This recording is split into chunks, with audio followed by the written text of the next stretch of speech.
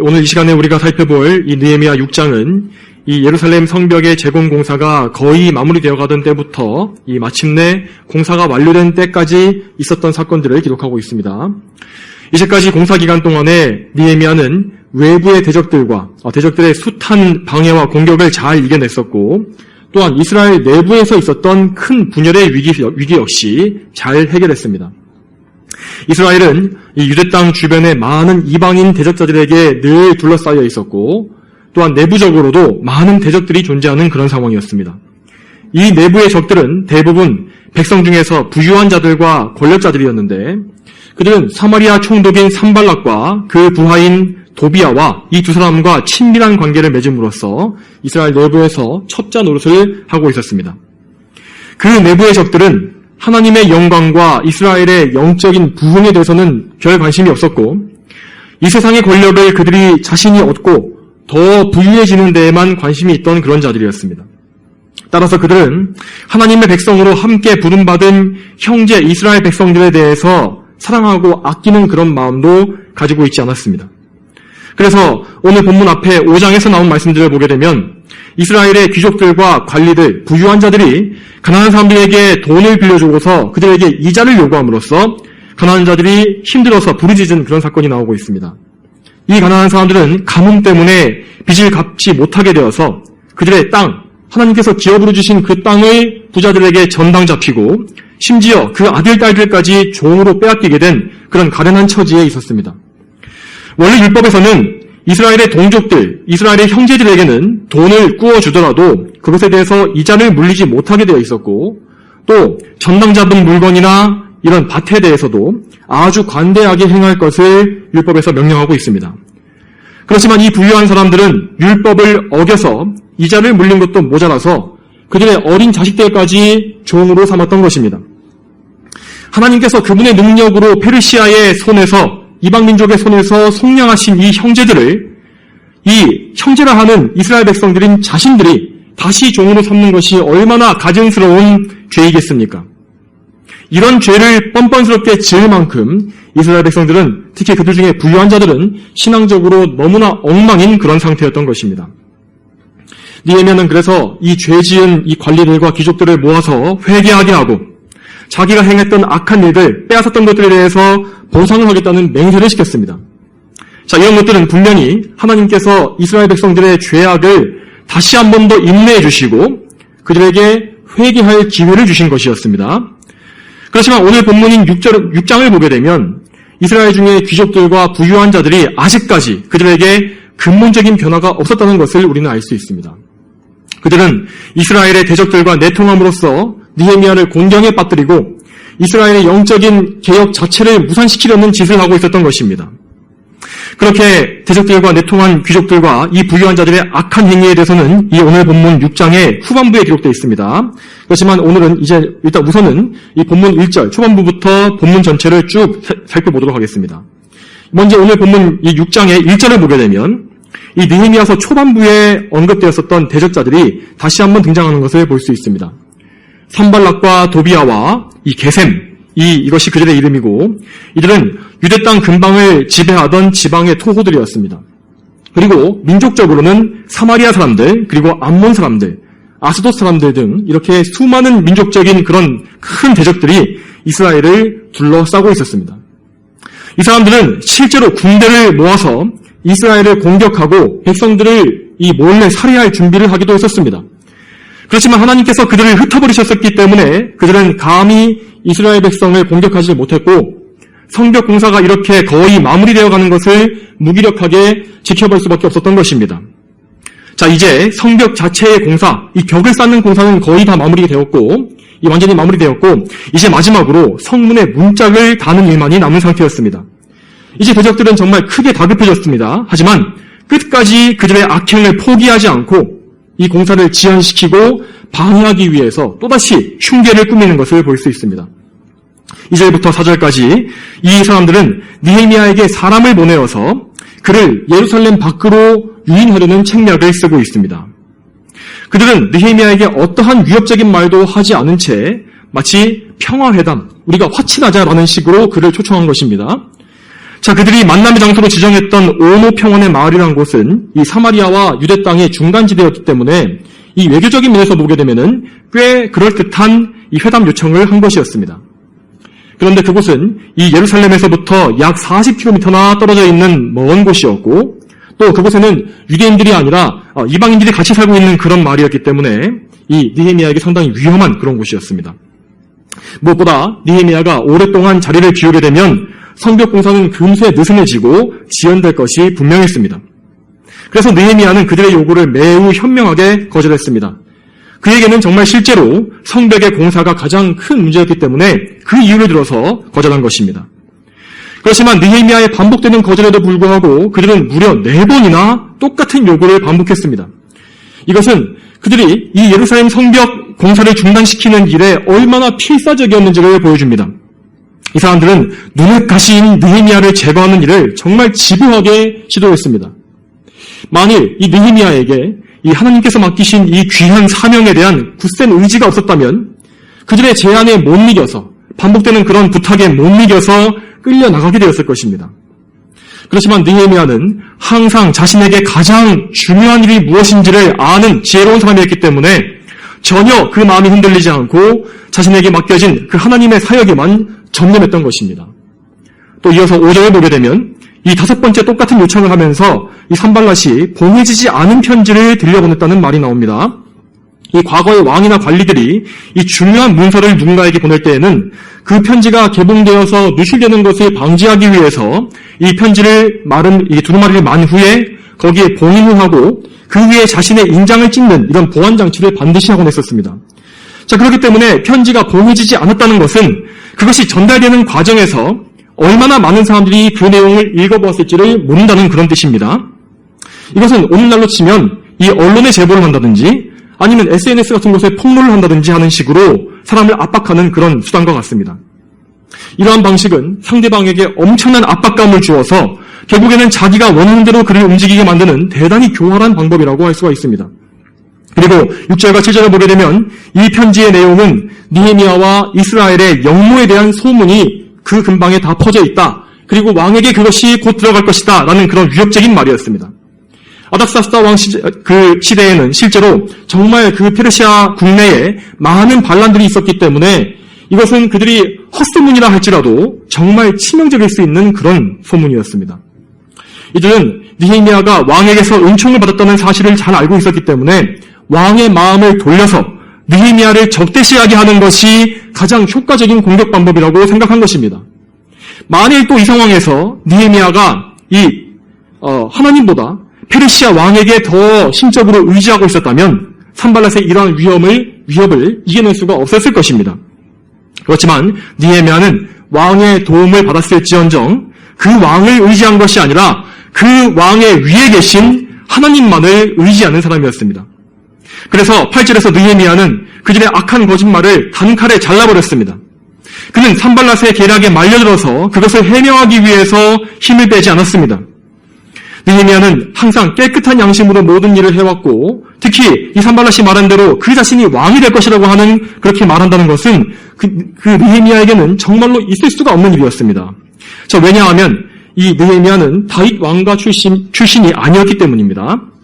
사무엘하 7장 16절에 하나님께서 다윗 왕에게 먼저 말씀하시기를 너의 집과 너의 왕국이 내 앞에서 영원히 보존되고 내 보좌가 영원히 견고할 것이다 라고 하신 바가 있습니다.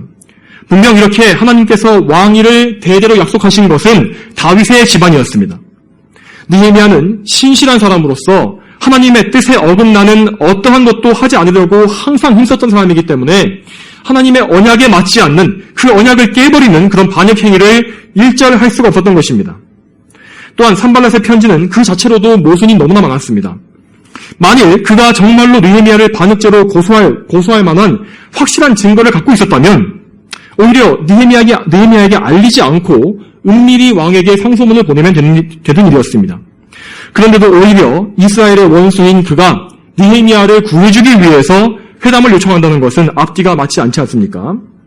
또한 느헤미야가 반역을 꾀한다는 소문이 널리 퍼져 있다는 이 사실이 정말이었다면은 그런 반역자와 회담을 추진한다는 것이 이 산발랏 자신도 공범으로 의심받을 만한 위험한 짓이 아니겠습니까?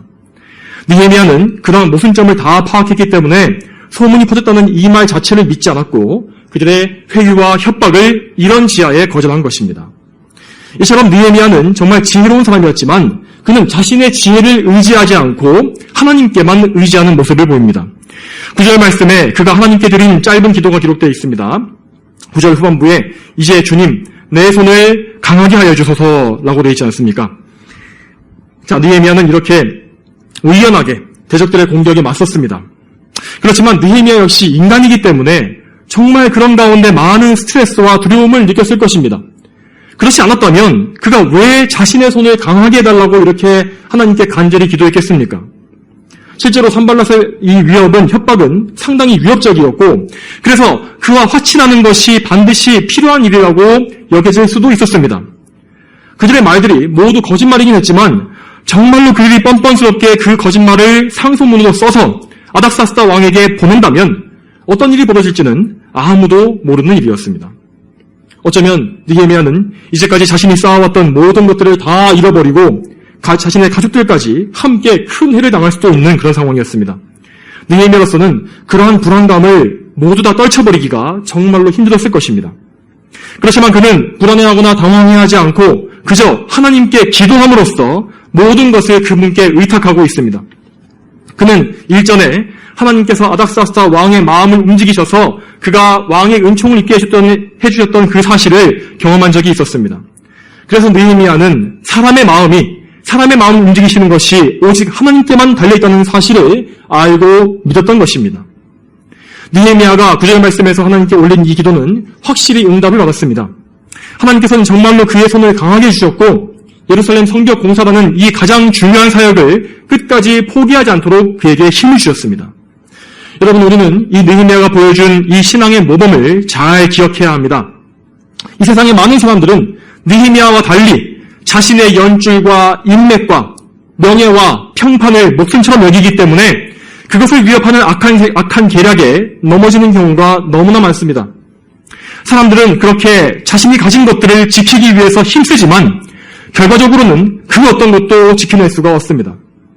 오직 우리를 지켜주시는 분은 우리의 하나님이십니다. 느헤미야는 오직 그의 하나님만을 전적으로 신뢰했기 때문에 그분께서 맡기신 그 일에만 집중해서 온 힘을 다 쏟을 수 있었던 것입니다. 그리고 이어지는 10절부터 14절에는 또 다른 방식의 방위 공작이 또 기록되어 있습니다. 이것은 산발락과 도비아 일당이 성벽 완공 전에 실행했던 마지막 계략이었습니다. 이번의 계략은 아까보다 좀 더 교묘해지고 치밀해졌는데 그들은 느헤미야가 예루살렘 성읍을 떠나지 않고도 스스로 붕괴해버리도록 하는 함정을 만든 것을 우리는 볼 수 있습니다. 그들은 사람을 매수했습니다. 그들이 매수한 사람은 스마야라는 사람이었는데 이 사람은 제사장으로서 느헤미야도 원래는 신뢰하고 있었던 그런 인물이었습니다. 느헤미야는 이 스마야가 어느 날 갑자기 자기 집에 들어가서 문을 닫고 나오지 않고 있다는 사실을 알고서 그를 찾아갔습니다. 그런데 이 스마야는 느헤미야에게 자신과 함께 성전에 들어가서 문을 잠그고 숨자라고 제안합니다. 산발락과 도비아가 느헤미야를 밤에 몰래 죽이러 올 것이기 때문에 그렇게 해야만 한다는 것이었습니다. 그렇지만 그는 여기 나오다시피 산발락과 도비아에게 매수된 첩자였습니다. 그는 두려움에 질려서 집에서 나오지 않는 이 연기를 함으로써 마치 자신도 도비아와 산발랏에게 이 살해 위협을 받고 있는 것처럼 보이려고 한 것입니다. 이런 고도의 연기를 통해서 스마야는 느헤미야가 그와 함께 공포에 질리게 만들어서 그의 제안에 넘어오도록 그렇게 계획했던 것입니다. 그런데 느헤미야는 제사장이 아니었기 때문에 만일 그가 그의 제안대로 성전에 들어가게 된다면 그는 율법을 어김으로써 하나님 앞에서 죄를 짓게 될 것이고 자연스럽게 백성들에 대한 지도력도 상실할 것이 분명했습니다. 그래서 느헤미야는 이 스마야가 율법을 범하자는 이런 방법을 제시하는 것을 보고서 그의 정체를 깨닫게 된 것입니다. 이 스마야는 몇 푼의 돈에 자기 영혼을 팔아먹은 그런 사람이었고 하나님의 이름을 망령되게 사용하면서 거짓 예언을 하는 그런 거짓 선지자였던 것입니다. 산발락과 도비아는 느헤미야의 몸을 해하려는 그의 생명을 해하려는 그런 계략이 실패하자 이제 그의 영혼을 해하려는 흉계를 꾸미고 있는 것입니다. 그들은 느헤미야의 마음에 불신앙적인 두려움을 심어줌으로써 그가 하나님보다 사람을 더 의식하고 두려워하게 만들려고 했습니다. 이런 것들은 하나님과 느헤미야, 하나님과 성도 간의 사이를 이간질하는 아주 교활한 술책이었습니다. 그렇지만 느헤미야는 단지 제사장이나 선지자라는 그런 외적인 신분만을 가지고 사람을 믿지 않았습니다. 그는 그들의 말과 행동을 보고 분별해서, 그 열매를 보고 분별해서 그들이 하나님의 뜻을 전하는 자들인지 아닌지를 아는 지혜를 가진 사람이었기 때문입니다. 요한일서 4장 1절에 이렇게 나와 있습니다. 사랑하는 자들아, 영을 다 믿지 말고 그 영들이 하나님께 속하였는지 시험해 보아라. 이는 많은 거짓 선지자가 이 세상에 나타났기 때문이다. 이 말씀처럼 느헤미야는 지혜롭게 영들을 분별하는 지각을 가지고 있었습니다. 자, 이 일을 겪은 후에 느헤미야는 14절에서 또다시 하나님께 기도를 올립니다. 이 느헤미야는 산발락과 도비아에 대해서, 그리고 그들에게 사주를 받은 악한 거짓 선지자들의 그 행위에 대해서 직접 하나님께 탄원하고 그들을 처리해달라는 간구를 하고 있습니다.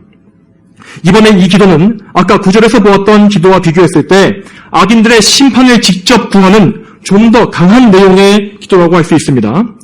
그가 이렇게 강하게 기도할 수밖에 없었던 이유는 이것이 그들의 음모가 하나님을 직접 모욕하는 거짓 선지자들의 악한 활동에 대한 기도였기 때문입니다.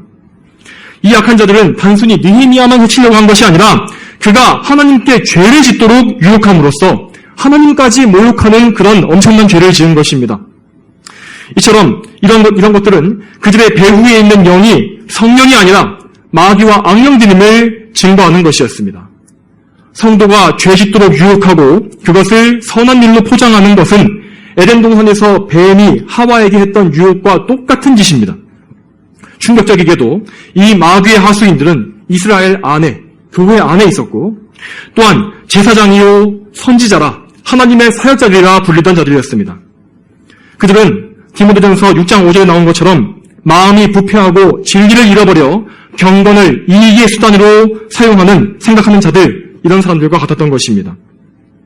느헤미야는 이 자기 몸을 해치려는 그런 음모보다 하나님의 이름을 모욕하는 그런 음모에 더욱더 큰 분노를 표현했고 그들에 대한 하나님의 심판을 간청했습니다. 이것은 느헤미야에게 하나님의 영광을 향한 불타는 열망이 있었기 때문입니다. 느헤미야는 그 자신이 죽거나 다치는 일에 대해서는 오히려 크게 개의치 않았습니다. 그렇지만 그에게 하나님의 영광이라는 것은 자기의 목숨이나 이 생명보다 더 소중한 것이었습니다. 하지만 느헤미야와는 반대로 대부분의 사람들은 자기 육신에 해를 끼치고 자신의 육적인 것들에 해를 끼치는 그런 사람들에 대해서는 크게 분노하고 그들에게 악담과 저주를 퍼붓습니다. 그렇지만 정작 자기의 영혼을 더럽히고 하나님과 멀어지게 만드는 그런 악한 유혹들에 대해서는 미워하기는커녕 오히려 그 유혹하는 자들을 좋아하는 것을 볼 수가 있습니다. 이런 사람들은 교회 안에도 너무나 많습니다. 이 교회 안에서 많은 경우에 이 교회 내에 다툼이 벌어지는 것은 그런 이유는 다 돈과 권력, 이익 등에 관련된 것이 많습니다. 또한 이 교회 안에서 교리를 두고 논쟁하는 것조차 이 교회 안의 정치 세력의 싸움으로 변질될 때가 너무나 허다합니다. 정작 하나님의 영광과 성경의 진리, 우리의 생명과 같은 이 하나님의 영광을 지켜내기 위한 거룩한 싸움은 교회 안에 그렇게 많지 않은 그런 상황입니다.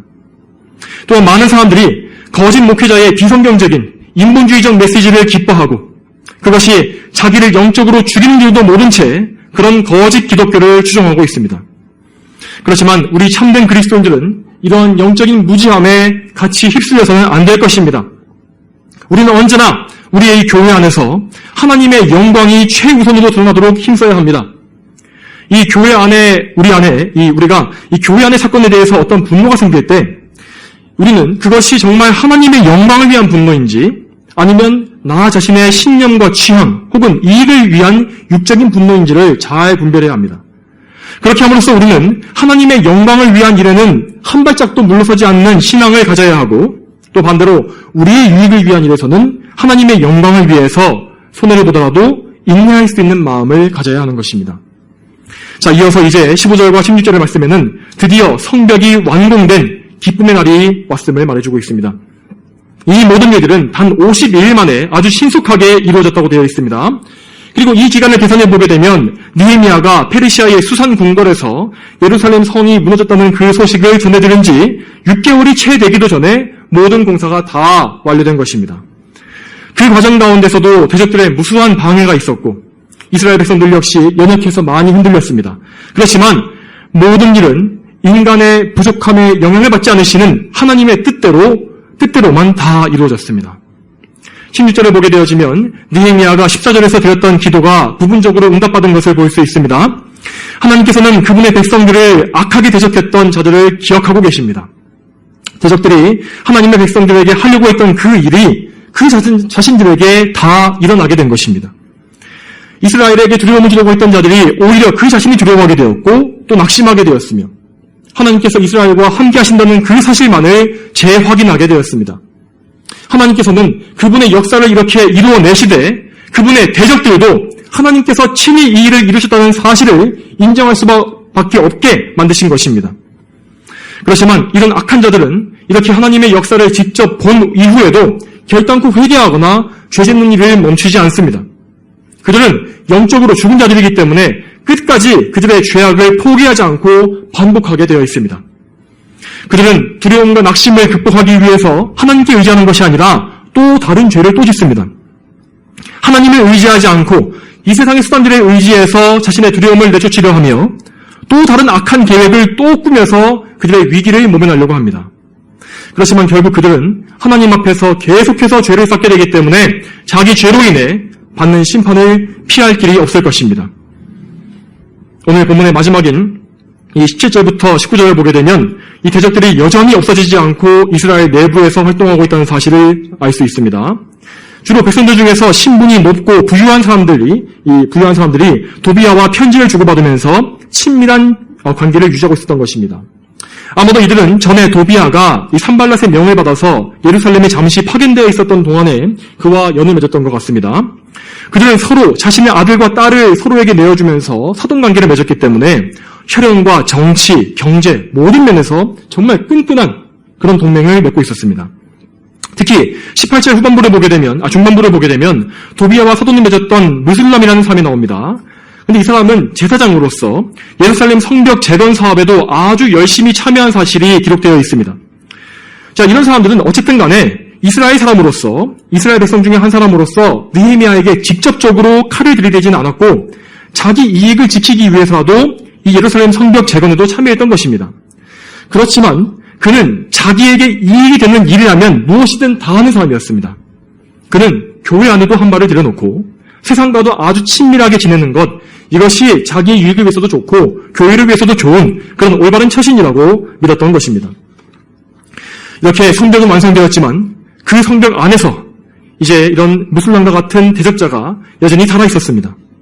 그들은 계속해서 도비야를 돕는 일을 계속했고 느헤미야에게 앞으로 두고두고 걸림돌과 장애물을 놓는 그런 악한 역할을 계속하게 됩니다. 이 성도 여러분, 이제 이 오늘 말씀을 좀 더 구체적으로 우리의 삶에 적용해 보겠습니다. 자, 오늘 이 본문은 교회의 대적들이 보여주는 여러 가지 악한 모습들을 우리에게 가르쳐주고 있습니다. 여러분, 이 말씀에 나온 것처럼 우리가 살아있는 동안에, 이 살아가는 동안에는 영적인 대적들은 항상 존재하게 되어 있습니다. 왜냐하면 마귀는 죽지 않고 또한 이 세상에는 언제나 마귀의 노예들인 죄인들이 가득하기 때문입니다. 그러므로 우리는 우리의 사는 날 동안에 항상 영적인 긴장감을 놓지 않도록 항상 주의해야 할 것입니다. 우리가 영적인 긴장감을 놓아서는 안 될 이유는 크게 두 가지로 볼 수 있습니다. 그 이유 첫 번째는 우리가 하나님 앞에서 늘 살고 있기 때문입니다. 여러분, 우리는 다시 말씀드리지만 느헤미야의 이 믿음을 본받아야 합니다. 그는 정말로 이 땅에서 여러 가지 일을 맡아서 수고했지만 언제나 그 자신이 하나님 앞에 있다는 그 사실을 명확히 알고 있던 그런 사람이었습니다. 그에 대한 이 느헤미야서의 기록을 쭉 보게 되면 그가 마치 하나님을 직접 눈으로 보고 있는 것처럼 행동하고 있다는 사실을 알 수 있습니다. 그는 항상 기도하면서 하나님께 모든 것을 바라고 구하며 대적들의 방해와 형제들의 죄악에 대해서 슬퍼하면서도 하나님께만 의지하는 모습을 보입니다. 그리고 그 가운데서 자신의 죄를 멀리하고 하나님께 거룩한 삶을 살기 위해서 정말 목숨을 거는 것을 볼 수가 있습니다. 여러분, 느헤미야가 그랬던 것처럼 우리의 삶에도 원수 마귀의 온갖 공격과 또한 우리와 이 세상의 죄악의 더러움이 가득합니다. 그렇지만 모든 상황 속에서 우리는 우리의 주인이신 하나님께서 우리와 함께 하시면서 우리를 눈동자와 같이 지켜보고 계신다는 그 사실을 기억해야 할 것입니다. 여러분, 그분은 우리를 벌주시는 감시자로서가 아니라 사랑의 아버지로서 우리를 보고 계시는 것입니다. 그분은 우리를 거룩하게 구별하신 분이시기 때문에 또한 우리가 그분과 같이 거룩하게 되어가기를 참으로 바라시는 것입니다. 그러므로 여러분, 언제나 하나님께 여러분 자신을 거룩하게 해달라고, 더 깨끗하게 해달라고 그렇게 간구하시기 바랍니다. 우리가 간구할 것은 우리의 필요를 요청하는 것보다 먼저 나를 거룩하게 하셔서 하나님께만 순종하게 하시고 모든 영광을 하나님께만 돌릴 수 있도록 간구하는 것, 그것이 되어야 할 것입니다. 그렇게 기도해야만 우리는 언제나 하나님의 눈을 의식함으로써 영적 긴장감을 놓치지 않고서 하나님만을 기쁘시게 하는 그 삶을 살 수가 있을 것입니다.